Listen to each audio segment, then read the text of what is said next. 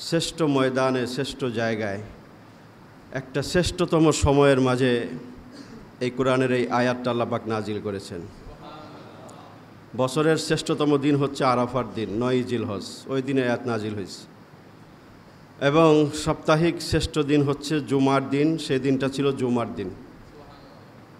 এবং যেই ময়দানে যেখানে আয়াতটা নাজিল হয়েছে সেটা ছিল আরাফার ময়দানে জাবালে রহমতের পাশে, এবং সময়টা ছিল আসরের নামাজের পর।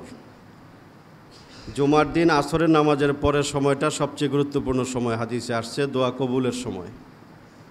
ওই সময় রাসূল সাল্লাল্লাহু আলাইহি সাল্লাম 9ম হিজরিতে বিদায় হজে রাসূল আরাফার ময়দানে জাবালে রহমতের পাশে উটের মাঝে ছিলেন। তখন আল্লাহ পাক এই আয়াতটা নাজিল করেছেন। এই জন্য বলা হয় এটি শ্রেষ্ঠতম দিনে শ্রেষ্ঠতম সময়ে শ্রেষ্ঠতম জায়গায় এই কোরআনুল কারীমের সূরা মায়েদার এই 3 নম্বর আয়াতটা নাজিল হয়েছে। এই আয়াত নাজিলের পরে রাসূল সাল্লাল্লাহু আলাইহি সাল্লাম 81 দিন পৃথিবীতে জীবিত ছিলেন। কারণ রাসূল সাল্লাল্লাহু আলাইহি সাল্লামের ইন্তেকাল হয়েছে 11 হিজরিতে, 10ম হিজরিতে বিদায় হজ, 11 হিজরিতে 12ই রবিউল আউয়াল সোমবার দিন রাসূলের মৃত্যু হয়েছে, ইন্তেকাল হয়েছে। ওই হিসাবে এই আয়াত নাজিলের পরে আর মাত্র 81 দিন রাসূল পৃথিবীতে জীবিত ছিলেন। এবং এই আয়াতের পরে কোরআনের কোনো বিধিবিধান আর নাজিল হয় নাই। কিছু তারগীব তারহিবের আয়াত নাজিল হয়েছে, উৎসাহমূলক কিছু আয়াত নাজিল হয়েছে, ভীতি প্রদর্শনমূলক কিছু আয়াত নাজিল হয়েছে, কিন্তু কোনো বিধিবিধান এই আয়াতের পরে আর নাজিল হয় নাই। এই আয়াতের মাধ্যমে আল্লাহ পাক দ্বীন ইসলামের পূর্ণতা ঘোষণা করেছেন, যে দ্বীন ইসলাম একটি পূর্ণাঙ্গ ধর্ম, এটা পূর্ণাঙ্গ জীবন ব্যবস্থা। এই ঘোষণাটা আল্লাহ পাক এই আয়াতের মাধ্যমে দিয়েছেন। হযরত আদম আলাইহিস সালাতু ওয়াস সালাম থেকে নিয়ে এই আয়াত নাজিল পর্যন্ত দ্বীনের পূর্ণতা হয় নাই। যুগে যুগে বিভিন্ন নবী রাসূলদের উপরে শরীয়তের বিভিন্ন বিধান আল্লাহ পাক নাজিল করেছেন। সময় বুঝে, পরিস্থিতি বুঝে আল্লাহ পাক বিভিন্ন আয়াত নাজিল করেছেন, বিভিন্ন বিধিবিধান নাজিল করেছেন। কিন্তু এই আয়াত যখন নাজিল হয় এরপরে আর কোনো বিধিবিধান নাজিল হয় নাই, নাজিল হওয়ার দরকার নাই। তার মানে দ্বীন পরিপূর্ণ হয়ে গেছে। মানুষের জীবন চলার জন্য যা দরকার সব কিছুই এখন দ্বীনের ভিতরে পরিপূর্ণভাবে অবতীর্ণ হয়ে গেছে, এরপরে আর কোনো কিছুর দরকার নাই। এই আয়াত এই প্রমাণ বহন করে এবং এই ঘোষণায় আয়াত দিয়েছে। তার মানে আমরা নির্দ্বিধায় বিনা বাক্যে বলতে পারি, বলতে হবে যে কোরআন পরিপূর্ণ, দ্বীন ইসলাম পরিপূর্ণ ধর্ম, এরপরে আর এটার ভিতরে সংযোজন বিয়োজনের কোনো সুযোগ নাই। কথা ক্লিয়ার? এই আয়াতের মাধ্যমে আল্লাহ ঘোষণা করলেন আল ইয়াউমা, আজকের দিনে, মানে ওই 9 জিলহজের কথা বলতেছে। আল ইয়াউমা আকমালতু লাকুম দীনাকুম, আজকের এই দিনে আমি তোমাদের দ্বীন ধর্ম ইসলামকে পরিপূর্ণ করে দিলাম। আল ইয়াউমা আকমালতু লাকুম দীনাকুম ওয়া আতমামতু আলাইকুম নি'মাতি, এবং আমার নিয়ামত তোমাদের উপর আমি পরিপূর্ণ করে দিলাম। ওয়া রাদিতু লাকুমুল ইসলাম দীনা, এবং দ্বীন ইসলামটাকে তোমাদের জন্য মনোনীত ধর্ম নির্ধারণ করলাম। একমাত্র ইসলামটাকেই তোমাদের মনোনীত দ্বীন ধর্ম হিসেবে আমি ঘোষণা করলাম। এই আয়াতের অর্থ এটা। এই আয়াতের পরে আর কোনো নতুন কোনো কিছু সংযোজন ধর্মের মাঝে সম্ভব না, কারণ এরপরেই তো রাসূল 80 দিন পরে মারা গেছেন। এরপরে আর কোনো বিধিবিধানে আয়াত নাজিল হয় নাই। যে জিনিস পরিপূর্ণ হয়ে যায় এবং যিনি পূর্ণতা দান করেন তিনি যখন ঘোষণা দেন আমার এই জিনিসটা পরিপূর্ণ, এরপরে এর মাঝে আর কোনো কিছু সংযোজনের সুযোগ আছে? হ্যাঁ, আপনি একটা জিনিস বানাইছেন, বানায় বললেন এটা পরিপূর্ণ করে দিছি, এটার মাঝে আর কিছু দরকার নাই, তাহলে এখানে অন্য কারো হস্তক্ষেপ করার সুযোগ থাকে? হ্যাঁ, আপনার জিনিস আপনি বললেন পরিপূর্ণ করে দিলাম। দ্বীন ধর্ম কার? আল্লাহর। ঘোষণা দিলেন কে? আল্লাহ। উনার ধর্ম উনি ঘোষণা দিলেন যে আমি এটাকে পরিপূর্ণ করে দিছি, যা বলার বলে দিছি, যা নাজিল করার নাজিল করে দিছি। এখন আর এটার ভিতরে নতুন করে কোনো কিছু বাড়ানোরও সুযোগ নেই, কমানোরও সুযোগ নেই। এই হয়েছে এই আয়াতের সংক্ষিপ্ত তর্জমা, তাফসির, ব্যাখ্যা, এই আয়াতের মর্ম শিক্ষা, যে এটার দ্বারা ইসলামের পূর্ণতার ঘোষণা দেওয়া হয়েছে, এরপরে ইসলামের ভিতরে আর কোনো কিছু বাকি নেই। সংযোজন বিয়োজন করার আর কোনো সুযোগ এই ইসলাম ধর্মের ভিতরে আর রাখা হয়নি। কিন্তু যুগে যুগে কিছু মানুষ এই ধর্মের ভিতরে সংযোজন বিয়োজনের চেষ্টা করবে। এটা আল্লাহ রাসূল বলে গেছেন যে আল্লাহ যে পূর্ণতার ঘোষণা দিলেন, দিন ইসলাম পরিপূর্ণ হয়ে গেছে, এরপরেও কিছু পণ্ডিত পৃথিবীতে জন্মাবে যারা এই ধর্মটাকে নিয়ে ছিনিমিনি খেলার চেষ্টা করবে। এটার মাঝে কিছু মন গড়া কিছু বাড়ায় দিব, আবার মন মতো কিছু কমায় দিব। ভালো লাগে না, কয়টা বাদ, এটা লাগবো না। একটা জিনিস তার মনে ভালো লাগতেছে, হ্যাঁ এটা ধর্মের অংশ, এটাকে ধর্ম মনে করে সে সমাজে প্রচলন ঘটাবে, নিজে করবে, অন্যদেরকে করার আহ্বান জানাবে। এই কথা আল্লাহ রাসূল ১৫০০ বছর আগে বলে গেছে। কি বলেছেন আল্লাহ রাসূল সাল্লাল্লাহু আলাইহি ওয়াসাল্লাম? বলেছেন বুখারী শরীফের ২৬৯৯ নম্বর হাদিস। এই হাদিসের মাঝে আল্লাহ রাসূল সাল্লাল্লাহু আলাইহি ওয়াসাল্লাম বলেন, মান আহদাসা ফি আমরিনা হাযা মা লাইসা ফিহি ফাহুয়া রদ্দুন। আগে রাসূল বলে নিলেন যে আমি তো পরিপূর্ণ করে দিয়ে গেলাম দিন ধর্ম, এরপরেও যদি মান আহদাসা ফি আমরিনা হাযা, আমার এই ধর্মের মধ্যে যদি কেউ নতুন কোনো কিছু আবিষ্কার করে, তাহলে তোমরা মনে রেখো, সতর্ক সাবধান থেকো, ফাহুয়া রদ্দুন, সেটা পরিত্যক্ত। আমার এই পরিপূর্ণ ধর্মের ভিতরে যদি মান আহদাসা, কেউ যদি নতুন কোনো কিছু আবিষ্কার করে, তাহলে ফাহুয়া রদ্দুন, সেটা পরিত্যাজ্য, পরিত্যক্ত, সেটা বাতিল। রাসূল ঘোষণা দিয়ে গেছেন ১৫০০ বছর আগে। এরপরে রাসূল আরও বলেছেন, মান ইয়াইশ মিনকুম বাদি ফাসায়ারা ইখতিলাফান কাসীরা। আমার পরে তোমরা যারা পৃথিবীতে আসবে, এই আমার রেখে যাওয়া দিন ধর্মের ভিতরে অনেক ইখতিলাফ, মতবিরোধ, তন্ত্র মন্ত্র মতবাদ তোমরা দেখবা এই ধর্মের ভিতরে। ফাসায়ারা ইখতিলাফান কাসীরা, অতি শীঘ্রই তোমরা অনেক মতানৈক্য দেখবা এই ধর্মের ভিতরে, অনেক সংযোজন বিয়োজন তোমরা দেখবা, নতুন নতুন আবিষ্কার ধর্মের ভিতরে দেখতে পাইবা। তখন তোমাদের করণীয় কি? রাসূল সেটা বলে গেছেন, ফাআলাইকুম বিসুন্নতি ওয়া সুন্নাতিল খুলাফাইর রাশিদিনাল মাহদিয়িন। তখন তোমাদের করণীয় হচ্ছে, তোমরা আমার সুন্নত এবং আমার খোলাফায়ে রাশিদিনের সুন্নত আদর্শকে মজবুত করে ধরে থাকবা। আমার সুন্নতটাকে ধরে রাখবা, যে আমার রাসূল কি বলে গেছেন, হাদিসে কি আছে, কোরআনে কি আছে, এই দুইটা জিনিসকে তোমরা মজবুত করে ধরে রাখবা। যেহেতু আমার পরে তোমরা যারা পৃথিবীতে আসবা, অনেক রকম তন্ত্র মন্ত্র তোমাদের সামনে আসবে, অনেক রকম নতুন আবিষ্কার ধর্মের ভিতরে তোমরা দেখতে পারবা।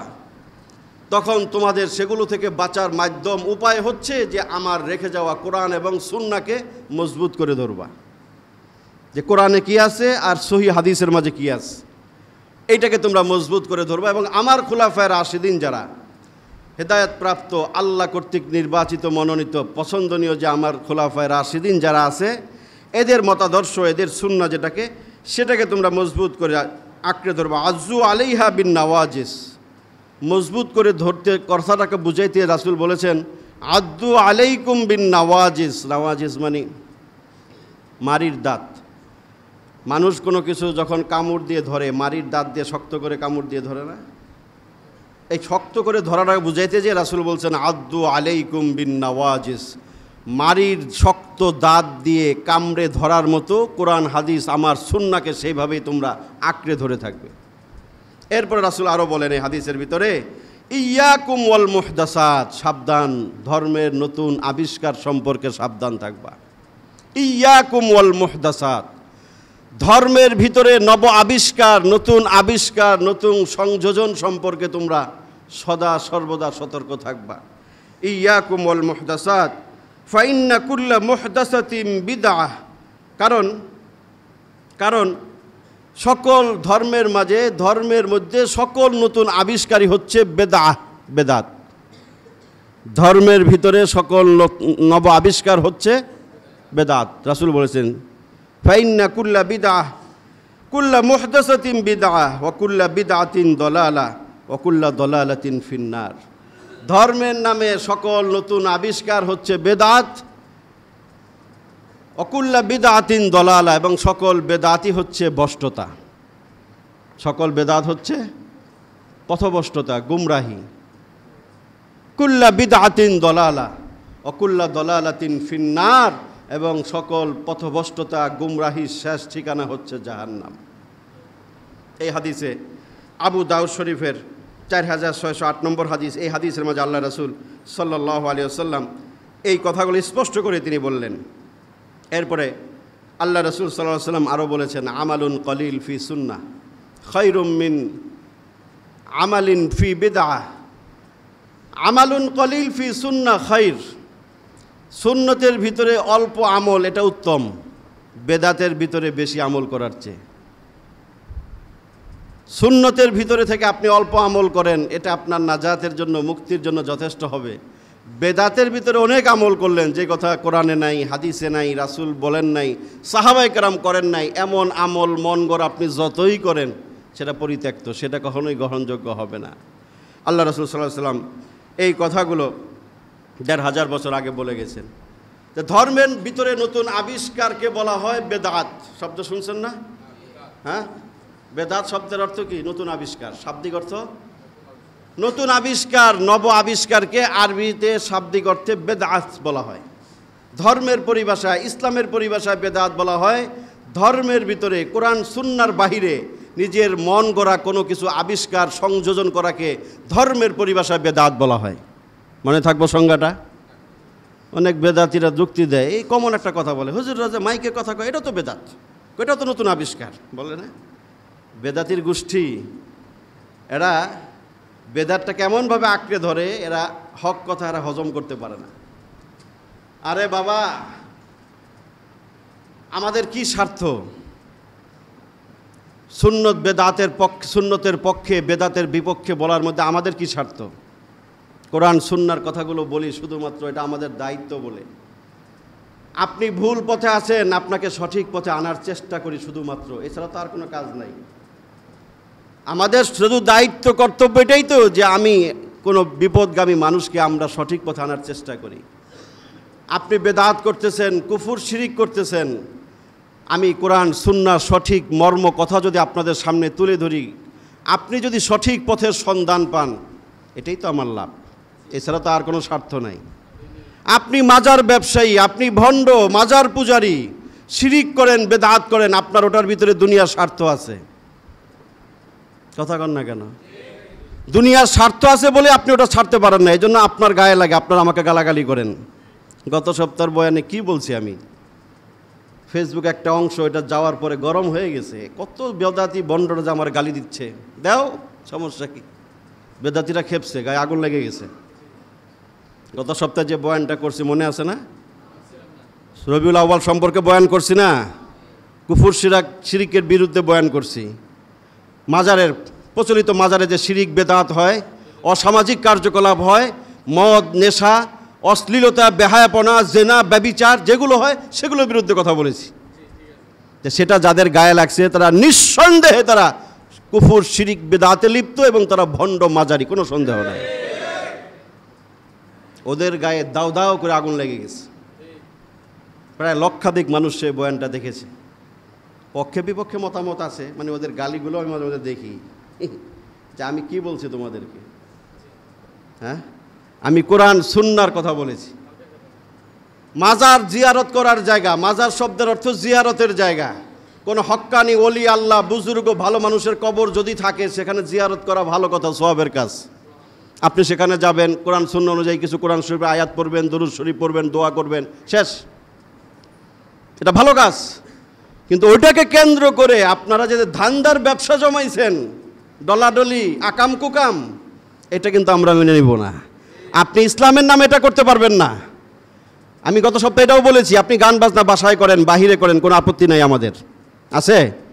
আপনি মাজারকে কেন্দ্র করে একটা পবিত্র জায়গায় বসে আপনি এগুলো করবেন, আবার ধর্মের দোহাই দিবেন, যেটা আমাদের ধর্মে জায়েজ। সিদ্ধি খাওয়া, গাঞ্জার আরেক নাম দিছে কি? সিদ্ধি। সিদ্ধি খাই আমরা, ওটা পবিত্র জিনিস, তো পবিত্র জায়গায় বসে খেতে হয়। কত বড় কম বক্ত বেয়াদব শয়তান, চিন্তা করেন, সিদ্ধি খায়। হ্যাঁ, সিদ্ধি আরও কি যে নাম দিছে, বিভিন্ন রকম নাম দিয়ে সেখানে মানে নেশার আখড়া বানাইছে জায়গাগুলোতে।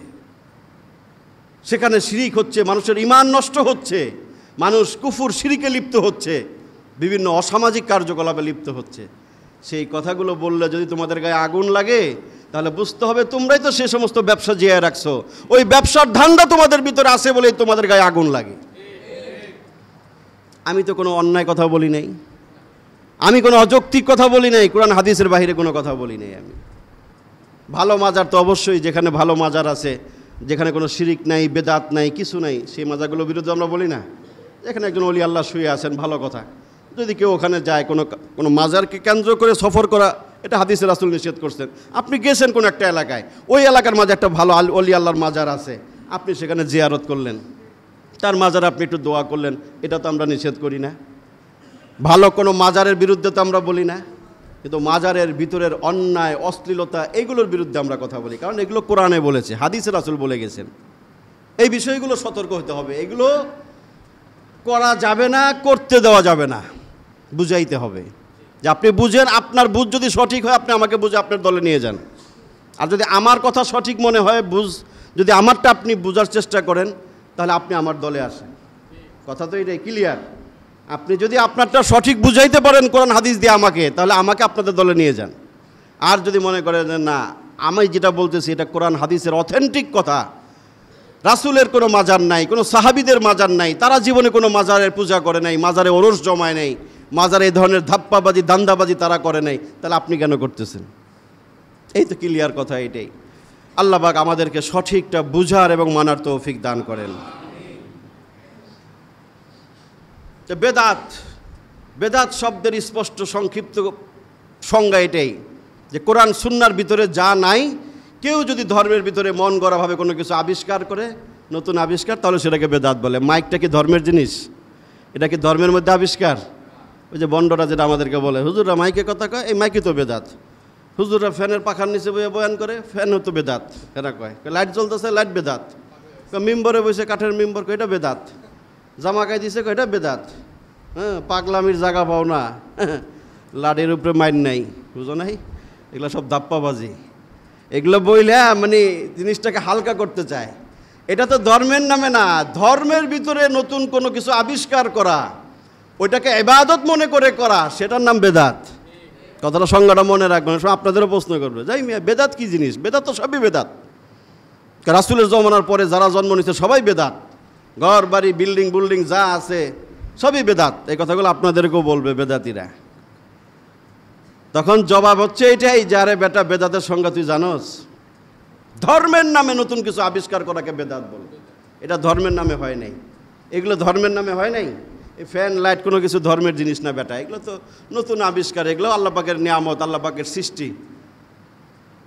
তো ধর্মের নামে যে জিনিসগুলো নতুন আবিষ্কার করা হয় সেগুলোকে শরীয়তের পরিভাষায় বেদাত বলে। এটা একটা জঘন্যতম ভয়াবহ একটি অপরাধ, একটা গুনাহ। কতটা ভয়াবহ? 8 থেকে 10টা কারণ বলবো ভয়াবহতার কোরআন হাদিস থেকে, শুনেন বেদাতটা কি পরিমাণ ভয়াবহ জিনিস। 1 নম্বর বেদাতের ভয়াবহতা, যে বেদাত যারা করে এদের কোনো আমল আল্লাহ পাক কবুল করেন না। কথাগুলো মনে রাখবেন, গভীর মনোযোগ দিয়ে শুনবেন, তাহলে আমিও বেদাতে লিপ্ত হতে পারি। যদি কথাগুলো মনে রাখেন তখন আপনার জন্য সিদ্ধান্ত নেওয়া সঠিক সহজ হবে। 1 নম্বর বেদাতের খারাপি, বেদাতের ভয়াবহতা, যে যারা বেদাত করবে কোরআন হাদিসে আল্লাহ রাসূল বলে গেছেন যে এদের কোনো আমল আল্লাহ পাক কবুল করবেন না। এখন আপনি যতই আমল করেন, আল্লাহ রাসূল সাল্লাল্লাহু আলাইহি ওয়াসাল্লাম বলেছেন, লা ইয়াকবালুল্লাহু লিসাহিবি বিদআতিন সাওমান ওয়ালা সালাতান ওয়ালা সাদাকাতান ওয়ালা হাজ্জান ওয়ালা উমরাতান ওয়ালা জিহাদান ওয়ালা সরফান ওয়ালা আদলা। আল্লাহ রাসূল বলেন যে এই ব্যক্তি বেদাতের মাঝে লিপ্ত, ওই ব্যক্তির আল্লাহ পাক ওই ব্যক্তির নামাজ কবুল করেন না, রোজা কবুল করেন না, সদকা কবুল করেন না, হজ কবুল করেন না, উমরা, জিহাদ, ওয়ালা সরফা ওয়ালা আদলা, এমন কোনো নফল আর ফরজ ইবাদত নেই যেটা আল্লাহ কবুল করেন। কতগুলো নাম ধরে ধরে বলছে, হজ, নামাজ, রোজা, যাকাত, জিহাদ, পরে বলছেন ওয়ালা সরফা ওয়ালা আদলা, নফল আর ফরজ কোনো ইবাদতই আল্লাহ পাক তাদের কবুল করেন না। লিসাহিবিল বিদআহ মানে বেদাতওয়ালা, যে বেদাত করে তার এই ধরনের কোনো ইবাদতই আল্লাহ পাক কবুল করেন না। এরপর আল্লাহ রাসূল হাদিসের শেষাংশে বলেন, ওই ব্যক্তি ইয়াখরুজু মিনাল ইসলামি কামা তাখরুজু শাহরাতু মিনাল আজিন, ইবনে মাজাহ 49 নম্বর হাদিস। রাসূল বলেন ওই ব্যক্তি ইসলাম থেকে ঠিক তেমনি বেরিয়ে যায় যেইভাবে আটার খামিরার ভিতর থেকে চুল বেরিয়ে যায়। আটার খামিরার ভিতরে চুল ঢুকলে টান দিলে আস্তে করে বেরিয়ে যায় না? বোঝা যায়? কষ্ট লাগে? খুব হালকা করে বেরিয়ে যায়, যেটা বোঝাই যায় না, অনুভবই করা যায় না। রাসূল বলেন যারা বেদাত করে এদের কোনো আমল কবুল হয় না, এরা ইসলাম থেকে এমনভাবে বেরিয়ে যায় যেন তারা টেরই পায় না। এরা তো মনে করে ইসলামের কত বড় আমি কান্ডারি, ঠিক না? এরা মনে করে আমি কত বড় ইসলামের কন্ট্রাক্টর, বাবারে কত বড় জশ্নে জুলুস করছি, আমার চেয়ে বড় ইসলামওয়ালা কারা আছে। রাসূল বলছেন ওই বেদাতিরা ইসলাম থেকে এমনভাবে বেরিয়ে যায় যেভাবে আটার খামিরা থেকে চুল বেরিয়ে যায়। 1 নম্বর অপকারিতা বেদাতের, খারাপি ভয়াবহতা হচ্ছে কোনো আমল কবুল হবে না। 2 নম্বরে খারাপি হচ্ছে বেদাতিদের তওবা আল্লাহ পাক কবুল করবেন না। বেদাতে লিপ্ত থাকা অবস্থায় কোনো বেদাতির তওবা আল্লাহ পাক কবুল করবেন না। এই সম্পর্কেও আল্লাহ রাসূল সাল্লাল্লাহু আলাইহি ওয়াসাল্লাম সহিহুত তারগিব কিতাবের নাম 54 নম্বর হাদিস, আল্লাহ রাসূল বলেন ইন্নাল্লাহা হাজাবাত তাওবাতু আন কুল্লি সাহিবি বিদআতিন হাত্তা ইয়াদা বিদআতাহু। কোনো ব্যক্তি বেদাতে লিপ্ত থাকা অবস্থায় ওই ব্যক্তির তওবা আল্লাহ পাক কখনো কবুল করবেন না। বেদাত করতেছেন মাজারে মাজারে, আরও অনেকগুলো বেদাত আছে, দেখি কয়টা বলতে পারি। সমাজে অনেক প্রচলিত বেদাত আছে। বেদাতে লিপ্ত ব্যক্তির তওবা আল্লাহ কবুল করবেন না। আগে তুমি বেদাত ছাড়বা, তারপর তুমি তওবা করবা, তারপর আল্লাহ তওবা কবুল করবেন। বেদাতে লিপ্ত থাকা অবস্থায় কোনো ব্যক্তি তওবা আল্লাহ কবুল করবেন না, এই সহিহ হাদিসের মাঝে আল্লাহ রাসূল বলে গেছেন। 3 নম্বর অপকারিতা বেদাতের ভয়াবহতা, হাউজে কাউসারের পানি পান করা সম্ভব হবে না। হাউজে কাউসার চিনেন? হ্যাঁ, আল্লাহ রাসূলকে যেটা আল্লাহ পাক দান করছেন, ইন্না আতাইনা কাল কাউসার, হে নবী আপনাকে আমি হাউজে কাউসারের মতো মহামূল্যবান নিয়ামত দান করলাম। এইটা কোনো নবীরে দেয় নাই, শুধু আমাদের নবীরে দিছে। হাউজে কাউসারের নিয়ামতটা শুধু আমাদের নবীকে আল্লাহ পাক দিছেন। আর এই হাউজে কাউসারের পানি পান করাবেন আল্লাহর নবী রসুল মুহাম্মদুর রাসূলুল্লাহ সাল্লাল্লাহু আলাইহি ওয়াসাল্লাম। এই উম্মতদেরকে নিজের হাতে হাসরের মাঠে তিনি হাউজে কাউসারের পানি পান করাবেন। এই সম্পর্কে বুখারী শরীফের এক হাদিসের মাঝে আল্লাহ রাসূল সাল্লাল্লাহু আলাইহি ওয়াসাল্লাম বলেন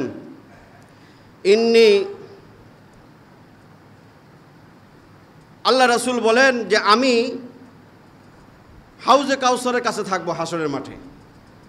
হাউজে কাউসারের সামনে আমি থাকবো হাসরের মাঠে। মান মাররা আলাইয়া শারিবা, আমার সামনে দিয়ে যে যাবে আমার উম্মত, আমি তাকে হাউজে কাউসারে পানি পান করাবো। আমি হাউজে কাউসারের সামনে থাকবো, যে আমার সামনে দিয়ে অতিক্রম করবে আমি তাকে হাউজে কাউসারে পানি পান করাবো। ওমান শারিবা লাম ইয়াজমা আবাদা, আর যাকে আমি একবার হাউজে কাউসারে পানি পান করাবো সে আর কখনো পিপাসার্ত হবে না। ওই পানি একবার খেলে আর পিপাসা লাগবে না। এটা এমন পানি, এটা দুনিয়ার ওয়াসার পানি না। হ্যাঁ, দুনিয়ার ওয়াসার পানি না মিয়া, হ্যাঁ, মিনারেল ওয়াটার না, অমৃত সুধা। এই পানি একবার খাইছেন আর চিন্তা নাই, আর পানি পিপাসা কখনো আপনার লাগবে না। এরপরে আল্লাহ রাসূল সাল্লাল্লাহু আলাইহি ওয়াসাল্লাম বলেন লা ইয়ারিদান্না আলাইয়া আকওয়ামুন আরিফুহুম ওয়া ইয়ারিফুনি। এরপরে কিছু মানুষ আমার সামনে আসবে, আরিফুহুম আমি তাদেরকে চিনব, ওয়া ইয়ারিফুনি তারাও আমাকে চিনবে। সুম্মা ইউহালু বাইনি ওয়া বাইনাহুম, এরপরে আমার মাঝে এবং তাদের মাঝে একটা পর্দা ঢেলে দেওয়া হবে। কিছু মানুষ আসবে আমি চিনি, এরা আমার উম্মত, আমি দেখে চিনব, এরাও আমাকে চিনবে। এরপরে দেখব হঠাৎ করে এদের সামনে পর্দা ঢেলে দেওয়া হয়েছে। এটা দেখার পরে রাসূল বলেন আমি বলবো ফাকুল, আমি বলবো ইন্নাহুম মিন্নি, এরা তো আমার উম্মত, কেন পর্দা দিয়ে দেওয়া হচ্ছে, কেন এদের থেকে আমাকে দূরে সরিয়ে নেওয়া হচ্ছে? রাসূলের কথাটা বলবেন। ফায়ুকাল, তখন রাসূলকে বলা হবে ইন্নাকা লা তাদরি মা আহদাসু বাদাক, হে নবী আপনি জানেন না এরা আপনার অবর্তমানে আপনার দিন ধর্ম নিয়ে কী করছে, এটা আপনি জানেন না। লা তাদরি মা আহদাসু বাদাক, আপনার পরে এরা দিন ধর্মের ভিতরে কি ঢুকাইছে, কি সংযোজন বিয়োজন করছে, এটা আপনি জানেন না। মা আহদাসু বাদাক, অতএব আপনি এদেরকে উম্মত হিসাবে জানেন, এরাও আপনাকে চিনে, কিন্তু আপনার অবর্তমানে এরা যে ধর্মের ভিতরে কি ক্ষতিটা করছে, কি পরিমাণ সংযোজন বিয়োজন করছে, এটা তো আপনি জানেন না। এই জন্য আপনার এবং তাদের মাঝখানে পর্দা ঢেলে দেওয়া হয়েছে। এরপরে রাসূল বলেন এই কথা শোনার পরে ফাকুল, আমি বলবো সুহকান সুহকান লিমান গাইয়ারা বাদি, দূর হ, সরে যা আমার সামনে থেকে। আমার এত কষ্টের দিন, রক্তে রঞ্জিত দিন, ধর্মটাকে আমার অবর্তমানে তোমরা কাটছাট করছো, সংযোজন বিয়োজন করছো, যা খুশি তাই করছো। তোমাদের মতো কুলাঙ্গার উম্মত আমার দেখার দরকার নাই। সুহকান সুহকান শব্দটা বলে মানে দূর হ, দূর হ, আমার সামনে থেকে তোরা সরে যা। রাসূল তাড়িয়ে দিবেন, বেদাতীদেরকে রাসূল তাড়িয়ে দিবেন যে এদেরকে আর রাসূল নিজের হাতে হাউজে কাউসারে পানি পান করাবেন না। যারা করতেছেন বেদাত, খুব ভালো কাজ মনে করে চিন্তা করবেন যেটা কোরআন সুন্নাহর ভিতরে আছে কিনা। মানদণ্ড হুজুর না, আমি না, কোরআন আর সুন্নাহ। আপনি কোরআন পড়তে পারলে নিজে মিলাবেন, হাদিস বুঝলে নিজে মিলাবেন যে আমার এই আমলটা কোরআন সুন্নাহর ভিতরে আছে কিনা। না পারলে হক্কানি আলেমদের কাছে জিজ্ঞাসা করবেন যে এই আমলটা কোরআন সুন্নাহর ভিতরে আছে কিনা। যদি থাকে আমল করেন, যদি না থাকে এটাকে বেদাত মনে করে এটাকে পরিত্যাগ করেন, তওবা করেন। আল্লাহ পাক আমাদেরকে তৌফিক দান করেন। 4 নম্বর, বেদাতীদেরকে আল্লাহ রাসূল সাল্লাল্লাহু আলাইহি ওয়াসাল্লাম বলেছেন তাদের সম্পর্কে যে এদেরকে আমি মুহাম্মদ সুপারিশ করব না। সব উম্মত কিন্তু রাসূলের সুপারিশ নিয়ে জান্নাতে যাবে। আমি হুজুর ইবাদত দিয়ে জান্নাতে যাবো, মুখা চেলচেলাইয়া, এত সোজা না। ওলি আল্লাহ, গাউস, কুতুব, বুজুর্গ কেউই পারবে না, রাসূলের সুপারিশ লাগবে। এটা রাসূল বলে গেছে যে কোনো মানুষ রাসূলের সুপারিশ ছাড়া জান্নাতে যেতে পারবে না। কিন্তু বেদাতীদের সম্পর্কে রাসূল বলছেন আমি কিন্তু বেদাতীদেরকে সুপারিশ করব না। তুমি বেদাত করছো মিলাদুন নবীর নামে, আরও কোন এক নামে, আমি তোমাকে সুপারিশ করব না। রাসূল বলেন হাল্লাত শাফাআতি লি উম্মতি ইল্লা সাহিবা বিদআহ, প্রত্যেক উম্মতের জন্য আমি সুপারিশ করব, ইল্লা লি সাহিবি বিদআহ, বেদাতওয়ালাদেরকে আমি সুপারিশ করব না। আল্লাহ পাক আমাদেরকে সকল প্রকার বেদাত পরিত্যাগ করার তৌফিক দান করেন। বেদাত যে করলো সেজন্য তিনি ইসলামকে ধ্বংস করলো। বেদাতের 5 নম্বর ভয়াবহতা, যে বেদাত করলো সে যেন দিন ইসলামকে ধ্বংস করলো। আল্লাহ রাসূল বলেন মান ওয়াক্কারা সাহিবা বিদআতিন ফাকাদ আ'আনা আলা হাদামিল ইসলাম। আল মু'জামুল আওসাত কিতাবের নাম, 6772 নম্বর হাদিস, হাদিসটা সহিহ। রাসূল বলেন যে ব্যক্তি বেদাত করলো তো করলোই, একজন করে নাই, ওয়াক্কারা সাহিবা বেদা, বেদাতিকে সম্মান করছে। হ্যাঁ মাজার পূজারি, হ্যাঁ বেদাত করে, এটা জানার পরে হ্যাঁ ওয়াক্কারা মানে সম্মান দিছে, এই বসেন বসেন, খাতির করছে, ভক্তি করছে। এই অপরাধে আল্লাহ রাসূল বলেন যেই ব্যক্তি কোনো বেদাতিকে সম্মান দেখাইলো সে যেন দিন ইসলামটাকে নিজের হাতে ধ্বংস করলো। শুধু বেদাতিকে সম্মান করলে, তাহলে বেদাত করলে দিন ইসলাম ধ্বংস করলো না। বেদাতিকে সম্মান করলে যদি দিন ইসলাম ধ্বংসের অপরাধে অপরাধী হয়, তাহলে যিনি বেদাত করতেছেন তাহলে তিনি আরও বড় দিন ইসলাম ধ্বংসের অপরাধে অপরাধী তিনি। এই হাদিস এই কথাই বলে। 6 নম্বর, যেখানে বেদাত হয়, যেই সমাজে, যেই জায়গায়, ওখান থেকে আল্লাহ পাক সুন্নতকে উঠায় নিয়ে যান। নাউজুবিল্লাহ, কত ভয়াবহতা! যেখানে বেদাতের চর্চা হয়, বেদাত কাজ বেশি হয়, ওই সমাজ থেকে, ওই এলাকা থেকে, ওই জায়গা থেকে আল্লাহ পাক সুন্নতকে উঠায় নিয়ে যায়। এটা রাসূলের সহিহ হাদিস। আল্লাহ রাসূল সাল্লাল্লাহু আলাইহি ওয়াসাল্লাম বলেন মা ইবতাদা কওমুন বিদআতান ফি দীনিহিম, যেই এলাকায়, যেই কওম, যেই সম্প্রদায়ের লোকেরা বেদাতকে জিন্দা করে, ধর্মের মধ্যে বেদাত চালু করে, ইল্লা নাজা আল্লাহু মিন সুন্নাতিহিম মিসলাহা সুম্মা লা ইউঈদুহা ইলাইহিম ইলা ইয়াউমিল কিয়ামা। আবু দাউদ শরীফের 98 নম্বর হাদিস, না দারামি, কিতাবের নাম দারামি, 98 নম্বর হাদিস। আল্লাহ রাসূল বলেন যেই সমাজে, যেই এলাকায় বেদাতকে পুনর্বাসন করা হয়, বেদাতকে জায়গা দেওয়া হয়, ওই সমাজ থেকে আল্লাহ পাক ওই পরিমাণ সুন্নতকে উঠায় নিয়ে যায় যেই সুন্নত কিয়ামতের আগে আর ওই এলাকায় ফিরে আসবে না। বেদাতের চর্চা হলে সুন্নত বিলুপ্ত হবে, এটা রাসূলের ভবিষ্যৎবাণী।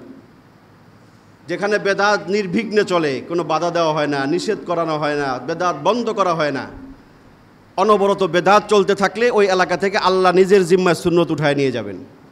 ওই এলাকার মানুষ সুন্নত কি জিনিস জানবে না, আর কখনো বুঝবে না, ইলা ইয়াউমিল কিয়ামা, কিয়ামত পর্যন্ত। কিয়ামত পর্যন্ত ওই এলাকায় আর সুন্নত ঢুকতে পারবে না। আল্লাহ আমাদেরকে হেফাজত করেন। 7 নম্বর, হাসরের মাঠে বেদাতিদের চেহারাগুলো কালো হবে, কুসকুসা কালা, উপরেও কালা, ভিতরেও কালা। আল্লাহ পাক কোরআনে বলেছেন ইয়াউমা তাবিয়াদ্দু ওয়ুজুহু ওয়া তাসওয়াদ্দু ওয়ুজুহ ফাআম্মাল্লাযীনা আসওয়াদ্দাত ওয়ুজুহুহুম ফাফি রাহমাতিল্লাহ ইয়াউমা তাবিয়াদ্দু ওয়ুজুহ ওয়া তাসওয়াদ্দু ওয়ুজুহ। 4 নম্বর পারা 2 নম্বর পৃষ্ঠায় আছে কোরআন শরীফে। সেদিন হাসরের মাঠে কিছু মানুষের চেহারা আলোকোজ্জ্বল হবে, সুন্দর আলোকিত হবে, আর কিছু মানুষের চেহারা কালো হবে। ইবনে আব্বাস থেকে বর্ণিত, উনি আয়াতের তাফসিরে বলেন যে কাদের চেহারা সুন্দর হবে হাসরের মাঠে, কাদের চেহারা কালো হবে। আব্দুল্লাহ ইবনে মাসউদ সহ অনেক সাহাবায়ে কেরাম এই হাদিসের তরজমা তাফসিরে বলেছেন যে হাসরের মাঠে আহলুস সুন্নাত ওয়াল জামাত, যারা কোরআন সুন্নাহকে আঁকড়ে ধরেছিল পৃথিবীতে, তাদের চেহারাগুলো সুন্দর পূর্ণিমার চাঁদের মতো আলোকিত হবে। এবং যারা বেদাতি যারা পৃথিবীতে যারা বেদাত করছে, ধর্মের সংযোজন বিয়োজন করছে, সেদিন ওই বেদাতি মানুষের চেহারাগুলো কালো হবে, তাদের চেহারাগুলো কালো হবে। এটা হচ্ছে 7 নম্বর ভয়াবহতা বেদাতের। 8 নম্বর আল্লাহ এবং রসুল এবং সকল মানুষের অভিশাপ বেদাতিদের উপরে। বুখারী শরীফের বর্ণনা, আল্লাহ রসুল বলেন, মান আহদাসা হাদাসান আও আওয়া মুহদাসান ফালাইহি লানাতুল্লাহি ওয়াল মালাইকাতি ওয়ান নাসি আজমাইন। বুখারী শরীফের 3102 নম্বর হাদিস। যেই ব্যক্তি কোনো বেদাত করলো, নতুন আবিষ্কার করলো ধর্মের ভিতরে, আও আওয়া মুহদিসান, অথবা কোনো বেদাতিকে আশ্রয় প্রশ্রয় দিল, আল্লাহ রসুল বলেন ফালাইহি লানাতুল্লাহ ওয়াল মালাইকাতি ওয়ান নাসি আজমাইন।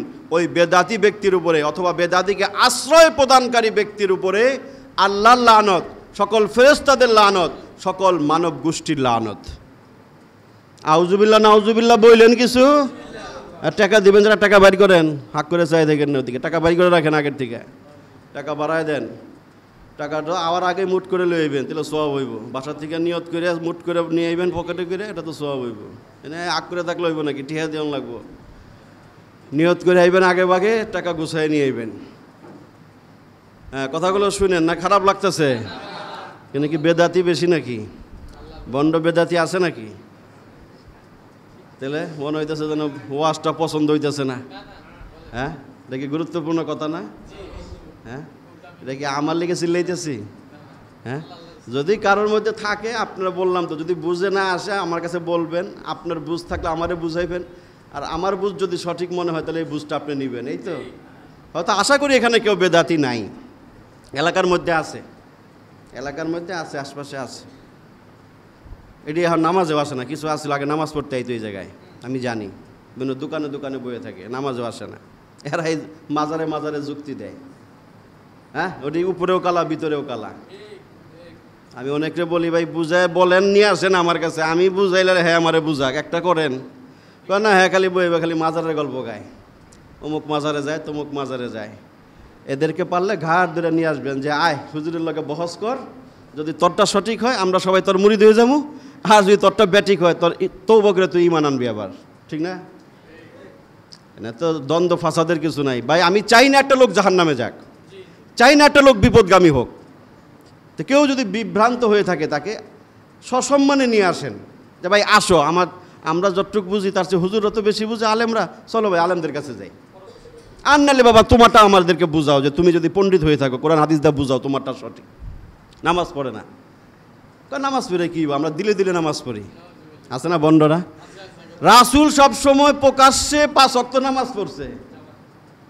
তুই কত বড় শয়তান, তুই কস দিলে দিলে নামাজ পড়ি, তুই এই শরীয়ত কই পালি? না হুজুররা শরীয়তই, আমরা মারেফতি, অসভ্য। হ্যাঁ, এই মারেফত কি জিনিস আর শরীয়ত কি আলাদা জিনিস? রাসূল কি শরীয়ত ছিল না রাসূলের? ওই মানুষটা দিয়ে মৃত্যুর আগের মুহূর্তে নামাজ পড়ছে, মানুষের কাঁধে ভর করে মসজিদে এসে নামাজ পড়ছে রাসূল। তাহলে তুমি কোন পণ্ডিত যে তোমার নামাজ লাগে না? এগুলো স্পষ্ট গুমরাহি বুঝাই যায়। যেগুলো বলবে ওগুলো আগে লাগাইবেন, যে তুই এটা কই পেলি, এই যে দিলে দিলে নামাজ পড়ি, দিলে দিলে পর্দা করি, তাহলে দিলে দিলে খা, তুই প্রকাশ্যে খাবি না, হতে পারে না? তুই শব্দ দিলে দিলে করো, দিলে দিলে ভাত খা, প্রকাশ্যে খাস কি লিগা? এরকম যারা আছে আপনার আমার আশেপাশে সমাজে, এদেরকে বুঝাবেন যে ভাই তোর কোথায় গেলে তোর ভাল লাগবো, কার কোন হুজুরে তুই মানুষ, বা তো তুই যদি কোরআন হাদিস সরাসরি বুঝোস তাহলে তুই কোরআন হাদিস খুলে আমারে বুঝা, তোর মতবাদটা তুই আমারে বুঝা, না বুঝাইলে সঠিক যেটা তোর মানতে হইব এটা তোর। আর নাহলে কই দেবো আমি ইসলামের বাইরে চলে গেছে, আমার নিয়ে বাড়াবাড়ি করেন না। এই তো, ইসলামে থাকতে হইলে ইসলামের পরিচয় যদি তুমি দাও তাহলে সঠিক ইসলামটাই তোমাকে মানতে হবে, ব্যাঠিকটা মানার তোমার সুযোগ নাই। আল্লাহ আমাদেরকে বুঝার তৌফিক দান করেন। তাহলে 8 নম্বর গেল কি, আল্লাহ এবং রাসূল এবং সকল মানুষের অভিশাপ বেদাতীদের উপরে, বুখারীর হাদিস। 9 নম্বর, আল্লাহ রাসূল বলেছেন যে বেদাতীদের এই কাজটাকে আল্লাহ রাসূল পৃথিবীর সবচেয়ে নিকৃষ্ট কাজ বলেছেন। শাররুল উমুরি মুহদাসাতুহা, একটা হাদিস, খুতবাতে ভাষণে রাসূল এই হাদিসটা সবসময় বলতেন। ফাইন্না আহসানাল কিতাবি কিতাবুল্লাহ, এই কথাটা আমরাও পড়ি খুতবার ভিতরে। ওয়া আহসানাল হাদি হাদিয়ু মুহাম্মাদিন সাল্লাল্লাহু আলাইহি ওয়াসাল্লাম ওয়া শাররুল উমুরি মুহদাসাতুহা, এই শব্দটা রাসূল সবসময় খুতবার মাঝে পড়তেন। অর্থ কি? পৃথিবীতে সবচেয়ে নিকৃষ্ট জঘন্য কাজ হচ্ছে বেদাত।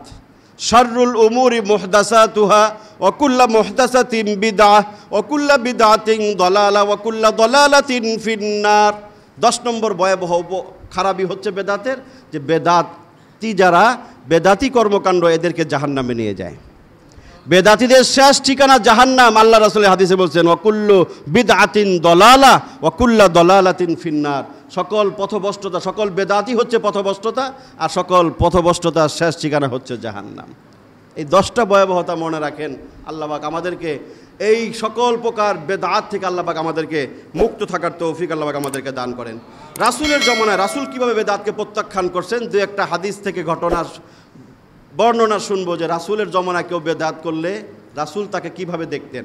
যেমন আবু দাউদ শরীফের 4টা হাদিস, আবু দাউদ শরীফের হাদিস সবগুলোই 3301, 3302, 3305 এরকম।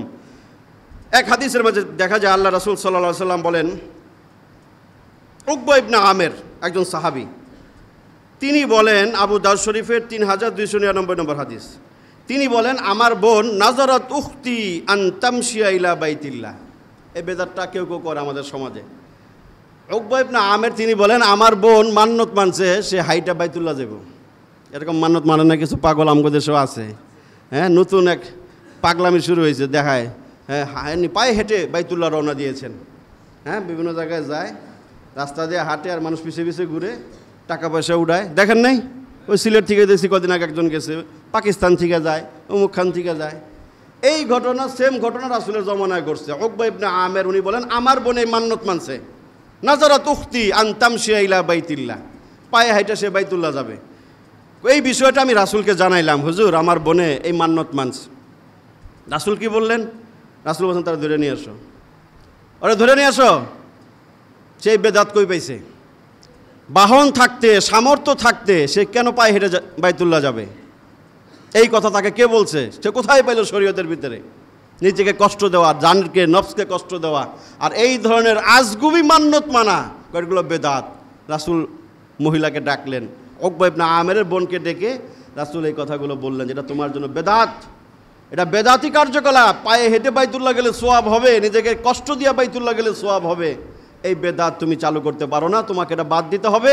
তোমার পায়ে হাইটা বেদাত কইরা বাইতুল্লাহ যাওয়ার মধ্যে তোমার সোয়াব নাই, বরং তোমার গুনাহ হবে। রাসূল তাকে সেই মান্যত থেকে বের করে নিয়ে আসলেন এবং ঘোষণা দিলেন, এগুলো বেদাত। ধর্মের নামে যখন যেটা মন চায় একটা মান্যত মাইনা ফেলানো, একটা কিছু সিদ্ধান্ত নিয়ে নেওয়া যেটা ধর্মের ভিতরে নাই, রাসূল সেটাকে স্পষ্ট করে বেদাত বলে প্রত্যাখ্যান করলেন। আরেকটা হাদিসের মাঝে দেখা যায়, রাসূল ভাষণ দিচ্ছেন মিম্বরের মাঝে, এক ব্যক্তি রোদের মধ্যে খাড়ায় রয়েছে, রোদের মধ্যে দাঁড়ায় দাঁড়ায় সে ভাষণ শুনে। রাসূল কয়, এই লোকটার কী হয়েছে? দাঁড়ায় রয়েছে কেন? রোদের মধ্যে দাঁড়ায় রয়েছে কেন? সাহাবীরা কয়, হুজুর হ্যাঁ মান্যত মানছে। কি মান্যত? হ্যাঁ বইব না কখনো। হ্যাঁ হ্যাঁ হাঁটা বাবা আছে না, হাঁটা বাবা, সে হাঁটা বাবা, সে হুজুর বসে না, সে সবসময় দাঁড়ায় থাকে। তো দাঁড়ায় রয়েছে, ছায়ার মধ্যে দাঁড় করে দাও। কয় না, হ্যাঁ রৌদ্র বাবা, সে সবসময় রোদে থাকবে, সে মান্যত মানছে। তাহলে ডাকো, কথাও বলতে বলো, তার সমস্যা কি? কয় না হুজুর, হ্যাঁ কথাও বলবে না, সে কথা না, সে বোবা বাবা, সে কথাও বলবে না। হাদিস, এটা হাদিস। সে মান্যত মানছে, কখনো সে বসবে না। সে মান্যত মানছে, সে কখনো ছায়া গ্রহণ করবে না। সে মান্যত মানছে, কখনো সে কথা বলবে না। সে মান্যত মানছে, সে রোজা রাখবে। 4টা জিনিস রাসূল কাছে ধরে নিয়ে, আরে ধরে নিয়ে আয়, ধরে নিয়ে আসছে। তুমি এই বেদাত কই পাইছো? হ্যাঁ, তুমি এই মান্যত কই পাইলা যে তোমার ছায়ার মধ্যে দাঁড়ায় নিজের কষ্ট দিতে হবে, রোদের মাঝে দাঁড়ায়া সবসময় দাঁড়ায় থাকতে হবে? আল্লাহকে তোমারে বইতে না করছে? আল্লাহ তোমারে ছায়া দাঁড়াইতে না করছে? তুমি এগুলো কই পাইছো? রাসূল বলেন, মাঙ্গো, কথা বলো, বসো তুমি এবং ছায়ার মধ্যে বসো। এবং যে রোজাটা রাখছো এটা তুমি সন্ধ্যা পর্যন্ত পরিপূর্ণ করো, সামনে থেকে ফাইজলামি করবো না, বেদাত করবো না। রাসূল তাকে শিখাই দিলেন।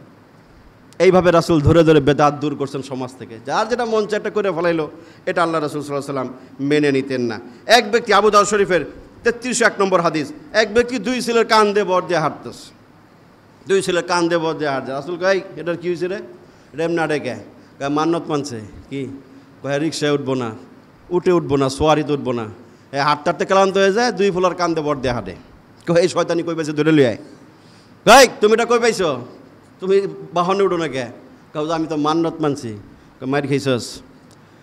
মার খাইছস তুই? তুই এই সমস্ত বেদাত কোথার থেকে তুমি পাইলা যে বাহনে উঠা যাবে না, সব সময় পায়ে হাইটে চলতে হবে, ক্লান্ত হয়ে আরে তাহলে কান্দে উপরে লাফায় পড়বা, কাঁধের মাঝে বর দিয়ে তোমার চলতে হবে, পরিত্যাগ করো। এইভাবে ধর্মের ভিতরে ফাইজলামি করবা না, যেটা বুঝবা না সেটা বুঝার চেষ্টা করবা। মন গড়াভাবে একটা মান্যত তুমি মানতে পারো না। রাসূল তাকে সেখান থেকে বের করে নিয়ে আসলেন। আরেকটা বুখারী শরীফের হাদিস, কাবা শরীফের পাশে এক ব্যক্তিকে আল্লাহ রাসূল দেখেন নাকের মধ্যে আংটা লাগাইয়া, এটার মধ্যে একটা রশি বাঁধছে, রশি বেঁধে হেদরে ধরে টানে। বুঝছেন পাগলামি? নাকের মধ্যে অনেকে দুল পরে না, এরকম একজনে নাকের মধ্যে একটা আংটা লাগাইছে, লাগাইয়া এটার মধ্যে একটা রশি বাঁধছে, বাইন্দা হ্যাঁ টানে টানে হাঁটে। রাসূল কয় এটা আবার কোন পাগল? কয় দিগায় কী হয়েছে? এই যে আংটা বাইন্দা হাঁটতেছে, রাসূল দেখছে। রাসূল একটা কাঁচি নিয়ে যাইয়া এই আংটা কেটে দিছে নিজের হাতে। বেদাত রাসূল সহ্য করেন নাই, রাসূল এই নিজে এটা কেটে দিছে। এই খবিস, এটা কি করছিস তুই? তুই নাকের মধ্যে এরকম গরুর মধ্যে রশি লাগাইছিস কে? তুই কি গরু? তুই তো মানুষ। কয় তো মান্নত মানছি। রাসূল আর মান্নতের জায়গা পাইলি না তুই? হ্যাঁ, রাসূল নিজের হাতে সেটা কেটে দিলেন। বুখারীর বর্ণনা। এই সমস্ত বেদাত ছাড়, মন গড়া মান্নত মানা যাবে না। তাহলে দেখেন এরকম কত মান্নত আমরা মানি না। মাজারে মান্নত, অমুক দরবারে মান্নত, অমুক দরবারে মান্নত। হ্যাঁ, ল্যাংটার মাজার। হ্যাঁ, ল্যাংটার মাজার, মাজারটার কথাটা শুনলেই তো বোঝা যায় যে এটার ভিতরে কী পরিমাণ নোংরামি আর বদমাইশি। হ্যাঁ, ল্যাংটার আবার মাজার হয় কেমনে? আছে না ল্যাংটার মাজার? আছে না? প্রসিদ্ধ মাজার, হাজার হাজার মানুষ যায়, লক্ষ লক্ষ মানুষ যায়। তো ল্যাংটা যে হের আবার মাজার হয় কেমনে? এটি কইছি দেখে গায়ে লাগছে।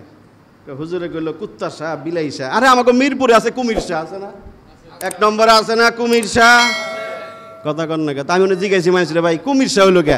এই জায়গায় এক সময় পানি ছিল। আমি যা শুনছি মানুষের মুখ থেকে, এলাকা মানুষের আমি মাঝে মাঝে জিজ্ঞাসা করছি, কই এখানে এক সময় পানি ছিল হুজুর, কুমিরই তো। ওই একটা কুমির হুজুর জিকির করতো, এই করতো, কি বক্কর চক্কর। কয় ওটা মারা গেছে, এই জায়গায় আমরা কবর দিছি। এক বুড়ায় আমারে কয় কুমির মরছে, কুমিরে বলে কবর দিছে, ওটা এখন মাজার হয়েছে কুমির শাহ। আছে না? টং টং শাহ, ল্যাংটা শাহ, কত শাহ আছে। এগুলো একটা তো আমি বানায় কই না যে তোমাকে গায়ে জলে গে, আছে তো ভাই এগুলা। ল্যাংটা আবার মাজার হয় কেমনে? যেগুলো আপনার হাঁটা বাবা, চট বাবা, ল্যাংটা বাবা আছে না, হাটে খালি এরকম ছিল তো। ঢাকা শহরে খালি হাঁটতে হয় না, আছে না জানি, মরছে জানি না, খালি হাঁটতো। হ্যাঁ, হাঁটা বাবা। আর চট গাই দিয়ে হাঁটে ল্যাংটা। ওরে অনেক কিছু আছে, পিঠে কামেল, ভিতরে অনেক কিছু আছে। ভিতরে কি আছে তো দেখাই যাইতেছে। সব 24 ঘন্টা ওপেন, তাও কয় ভিতরে মাল আছে। ভিতরে কি মাল আছে তো দেখাই যাইতেছে। এগুলো আল্লাহ পাক আমাদেরকে এই সমস্ত কুফুর, শিরক, বেদাতগুলো বুঝার তৌফিক দান করেন। সমাজে প্রচলিত কিছু বেদাতের মধ্যে 1 নম্বর ঈদে মিলাদুন্নবী। ঈদে মিলাদুন্নবীর নামে কি হয়ে গেল দেখলেন না? কত বড় মিছিল। হ্যাঁ, ওই মিছিলের একটা নামাজ পড়ছে। খালি মিলাবেন একটু বিবেকের সাথে। এই যে লক্ষ লক্ষ চট্টগ্রাম থেকে অনেক বড় একটা ঈদে জশ্নে জুলুসে ঈদে মিলাদুন্নবী। ঈদে মিলাদুন্নবী শব্দটাই বেদাত। বলছি না, ঈদ মানে কয়টা? শরীয়তে ঈদ 2টা। যে 3 নম্বর বানাইছে সে কি করলো? নতুন আবিষ্কার করলো ধর্মের ভিতরে। তাহলে সে 3 নম্বর ঈদ বানাইয়া ধর্মের ভিতরে নতুন আবিষ্কার করলো, সে বেদাত করলো। এখন তুমি যত বড়ই মিছিল করো, হ্যাঁ, ট্রাকে বাসে করে করে মিছিল করতেছে, একটার মুখেও দাড়ি নাই, নামাজ নাই, হ্যাঁ, গান বাজাইতেছে আর নাচতে নাচতে তার রাসূলের জন্মদিন পালন করছে। তাহলে এটা কি বেদাত নাকি এটা সওয়াবের কাজ? কোনো সন্দেহ আছে? ওই দিন আবার মারামারিও লাগছে, 2-3 জন মারাও গেছে। ব্রাহ্মণবাড়িয়াতে বন্ডক আখড়া আছে বেশি, ওখানে মারামারি লাগছে হকপন্থীদের সাথে। এই মধ্যে 2-3 জন মারাও গেছে এই ইলাদুন্নবী মিলাদুন্নবী এই পালন করতে যায়। কোথায় আছে এগুলা? এই যে তুমি মারামারি করলা, মানুষ মেরে ফেলাইলা, আর এই যে নামাজ বাদ দিয়ে এতগুলো মানুষের নামাজ নষ্ট করে তুমি রাসূলের নামে তুমি মিছিল করলা, জশ্নে জুলুস করলা, এটা কি শরীয়ত? এটা কি সওয়াবের কাজ? এই সাধারণ বুঝটাই কেন অনেকে বুঝে না, যে আমি ওখানে যাই, মিছিলে যাই, টাকা পয়সা মান্যত দিলাম, ওদের লাভ হইলো, আমার লাভটা হলো কি? আমার নামাজ গেল, ইমান গেল, আমি বেদাতে লিপ্ত হইলাম, আমার দুনিয়া আখিরাত বরবাদ হয়ে গেল। তো এইভাবে ঈদে মিলাদুন্নবীর নামে আরও যা কিছু হয়, আর অনেক সমাজে কিছু বেদাত আছে, চল্লিশা আছে, কবর পাকা করা আছে, কবরের ভিতরে মোম দেওয়া, আগরবাতি ধরানো, কবরের ভিতরে ফুল দেওয়া, হ্যাঁ আছে না এরকম অনেকগুলো বেদাত আছে, যেগুলো ধরে বলতে শেষ করা যাবে না। যে এই সমস্ত বিষয়গুলো আমরা বোঝার চেষ্টা করব যে কি কি বেদাত আমাদের সমাজে আছে। হ্যাঁ, অনেক জায়গায় দেখবেন আজানের আগে দরুদ শরীফ পড়ে, এটাও বেদাত। হ্যাঁ, রাসূল বলছে আজান শেষ হওয়ার পরে দরুদ শরীফ পড়বা, আজানের দোয়া পড়বা, এটা আমাদের সোয়াবের কথা রাসূল বলে গেছেন। অনেক জায়গায় আজান দেওয়ার আগে দরুদ শরীফ পড়ে, রাসূলের নাম শুনলে দেখেন নাই, দেখেন নাই কেউ, এটা রাসূলের নাম শুনলে দরুদ শরীফ করার কথা হাদিসে আসছে। যে চুমাচুমির কথা কই আছে? তুমি চুমা দিতে যে এত দরুদ পড়তে পারলা না, এটা বেদাত। জানাজার নামাজ এটা দোয়া, অনেকে জানাজার নামাজ পড়ে আবার হাত তুলে দোয়া করে, আসেন সবাই মিলে দোয়া করি, এটা বেদাত। বেদাতিরা করে না বন্ডরা? জানাজার নামাজ শেষ আবার হাত তুলে দোয়া করতেছে। আরে জানাজার নামাজের ভিতরেই তো দোয়া হলো মাইয়াতের জন্য। হ্যাঁ, কবর দেওয়ার পরে দোয়ার কথা বিভিন্ন হাদিসে পাওয়া যায়, রাসূল কবরের পাশে বসে দোয়া করছেন, কেবলামুখী হয়ে দাঁড়ায় দোয়া করছেন, সেটা পাওয়া যায়। তো এরকম অনেক বেদাত আছে। চল্লিশা করতেই হবে। হ্যাঁ, স্বৈরাচার পতনে চল্লিশা করছে গরু জবাই করে, কদিন আগে দেখেন নাই? তো চল্লিশা এটা কোনো ধর্মীয় কোনো বিধান না, এটা সওয়াবের কাজ, এটা ভালো কাজ করতে হয় না। মৃত ব্যক্তির জন্য যেটা করণীয় ভালো কাজ সেটা করেন, যেটা দ্বারা মৃত ব্যক্তির ফায়দা হবে। আল্লাহ আমাদেরকে সকল প্রকার বেদাত থেকে দূরে থাকার তৌফিক দান করেন, সুন্নতকে পুনর্জীবন দান করার তৌফিক দান করেন।